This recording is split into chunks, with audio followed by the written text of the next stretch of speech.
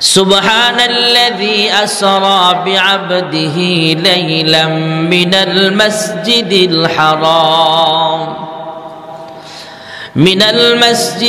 হারাম ইলাল মাসজিদিল আকসা الذي باركنا حوله لنريه من آياتنا إنه هو السميع البصير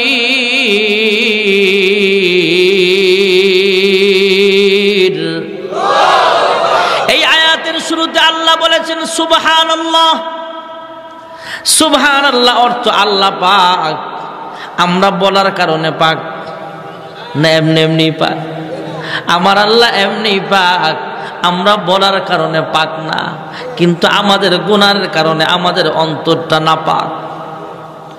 আমরা যখন সুবহানাল্লাহ বলি, আল্লাহ তাআলা কুদরতি আওয়াজ দেয়া কয় ফেরেশতারা রে, আমি আল্লাহকে সুবহানাল্লাহ বললো, আমি আল্লাহ পাক। আমার বান্দা আমি আল্লাহ রে সুবহানাল্লাহ না বললো, আমি আল্লাহ পাক। কিন্তু গুনাহের কারণে আমার বান্দা বান্দির অন্তরটা নাপাক।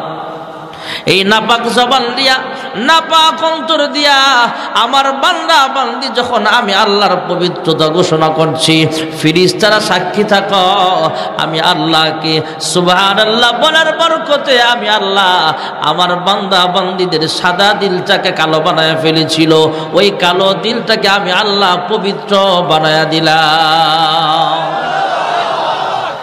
এই জন্য সুবহানাল্লাহর দাম আছে না নাই? বাদশা সুলাইমান পয়গম্বর সিংহাসন নিয়ে যায়, কৃষক মানুষ এটি ধান চাষ করে, সে যখন জবান দিয়ে সুবহানাল্লাহ বলেছেন, এই সুবহানাল্লাহর আওয়াজটা আল্লাহ বাদশা সুলাইমানের কানে পৌঁছায় দিয়েছে। জোরে করে সুবহানাল্লাহ। বাতাস বাদশা সুলাইমানের তাবে আল্লাহ বানায় দিয়েছেন। আল্লাহর হুকুমে বাদশা সুলাইমান যখন বলতো, এই এলাকায় বাতাস বেশি লাগবে, বাতাস বেশি যাইতো, এ বাতাস তুমি উত্তর থেকে দক্ষিণ দিকে যাও, দক্ষিণে যাইতো, দক্ষিণা বাতাস উত্তর দিকে যাইতো। বাদশা সুলাইমানের কথা বাতাসও শুনতো। সুবহানাল্লাহ। মশা বাতাসের দুশমন না শত্রু? ফ্যান ছাড়লে মশা থাকতে পারে না? উড়ে চলে যায়।